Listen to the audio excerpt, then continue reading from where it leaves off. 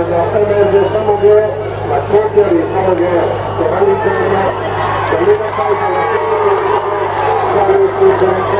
terza posizione Neri, grande il proprio comune, cavalli che sono sopra la coppia di Gianluca Vittoria che attacca con decisione, che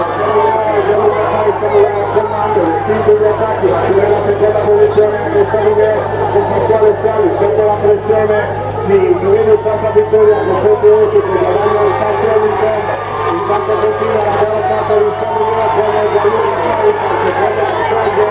l'ultimo giro conclusivo con Samoghe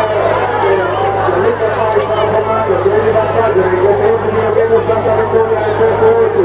aumenta il vantaggio da parte della strada che sembra che non